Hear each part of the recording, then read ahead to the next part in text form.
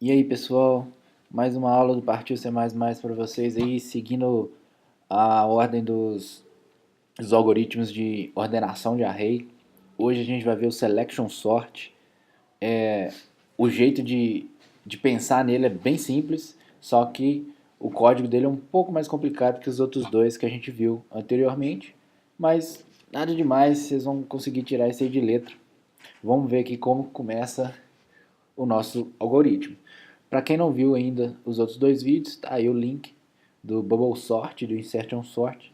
É importante dar uma olhada. E vamos para o que interessa aqui. O Selection Sort. Deixa eu fechar isso aqui. Como ele funciona?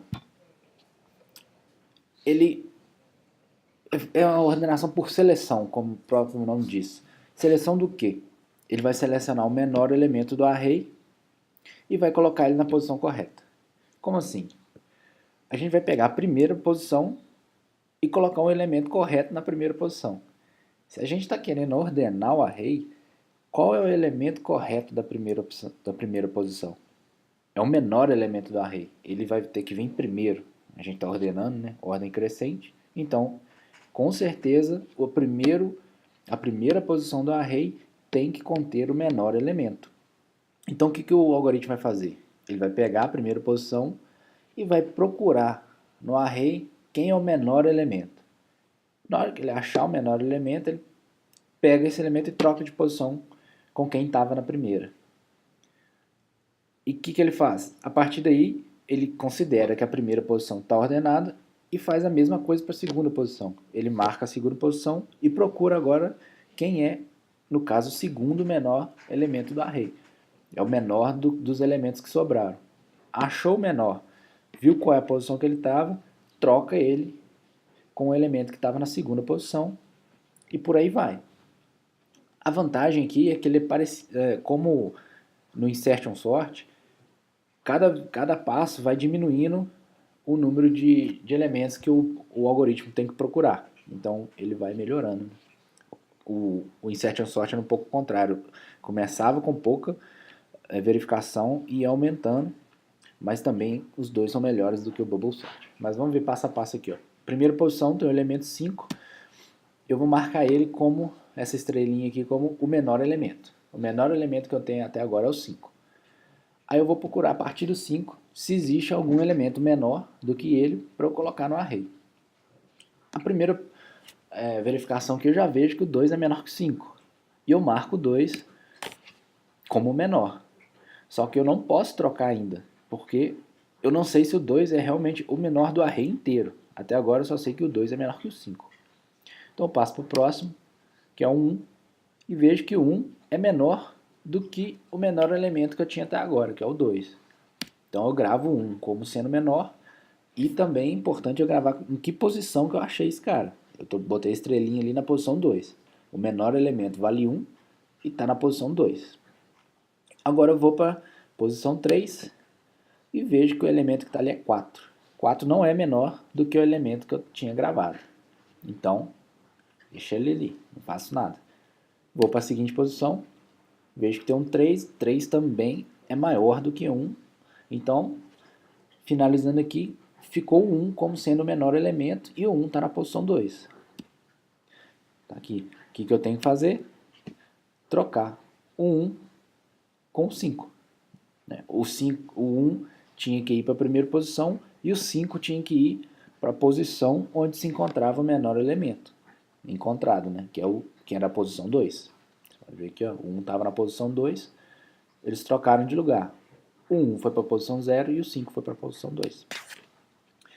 Aí segue o algoritmo. Agora a minha primeira posição vai passar a ser a 1, que é a primeira posição do array não ordenado. O 2, com certeza, é o meu menor elemento até agora, porque só tem ele. E eu vou fazer a mesma coisa para os elementos do restante do array. Vou para a posição 2 e olho. A posição 2 tem um elemento menor do que o que eu já tenho gravado? Não. Então, vou para o próximo. 4. Ele é menor do que o elemento que eu tenho gravado como menor? Não. 4 é maior que 2. vou para o próximo. Chego no 3, 3 também é maior que 2, não acontece nada. Ou seja, nesse caso, o próprio elemento que estava na posição 1 inicialmente é o elemento que tinha que estar ali. Não preciso fazer troca nenhuma. O 2 está correto.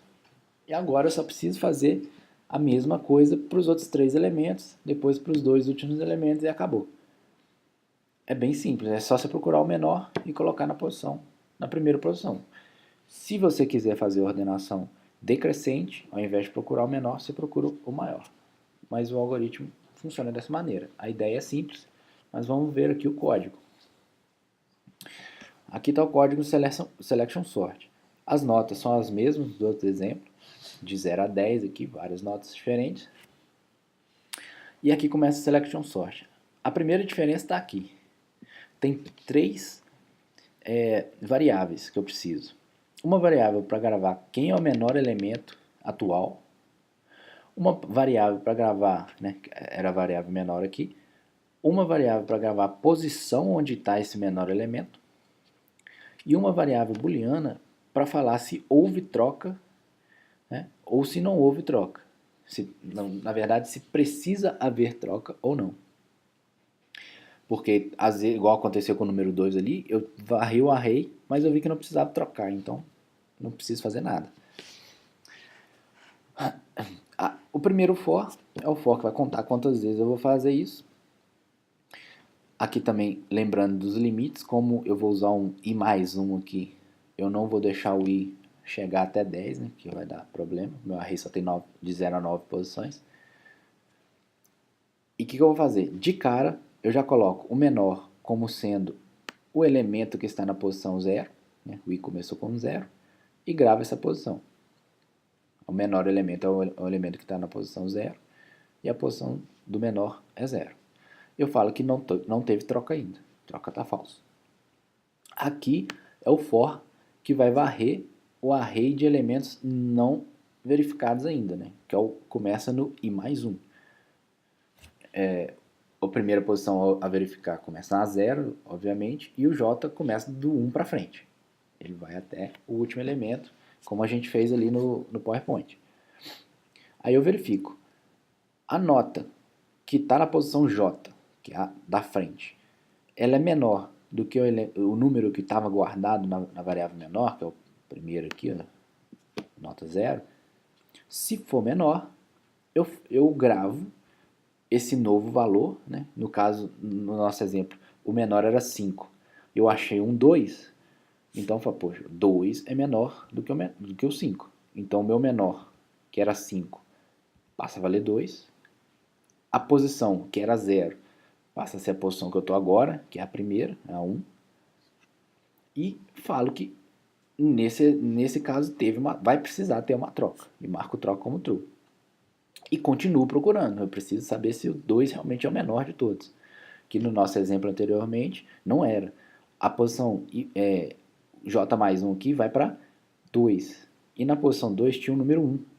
Então, notas J, que é 1, é menor do que o 2, que era o menor elemento. Então, novamente, eu altero o valor do menor para 1, marco a posição do menor, que agora é a posição 2, e o troca continua true.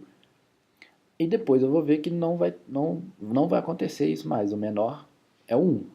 Não vou fazer essa mudança aqui mais.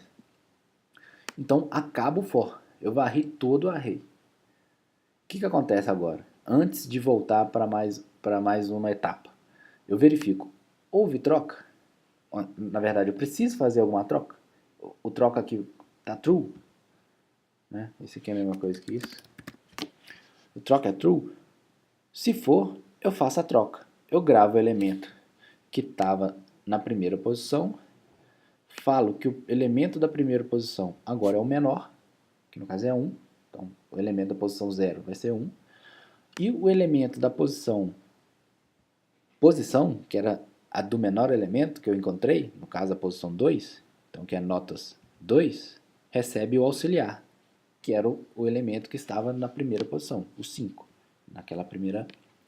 no primeiro exemplo que a gente fez no PowerPoint. O AUX recebeu 5, o notas I recebeu 1, e o nó de exposição recebeu 5 de volta. Fez a troca. E depois eu imprimo os elementos. Se eu rodar aqui, vocês vão ver que está ordenado 0, 5, 7, 7, 7, 8, 9, 9 e 10. Então, esse é o Selection Sort. Não é complicado de pensar nele, é um pouco mais complicado de criar o algoritmo, mas com algumas tentativas e erros aí, vocês chegam nessa solução com uma certa facilidade. Tentem treinar, façam na mão, rascunho, é sempre bom fazer tudo na mão primeiro, os exercícios, e depois tentem construir o código a partir do que vocês entenderam do algoritmo. E é isso, pessoal. Fica para a próxima aula aí um novo vídeo. Quem gostou, curte e se inscreve no canal.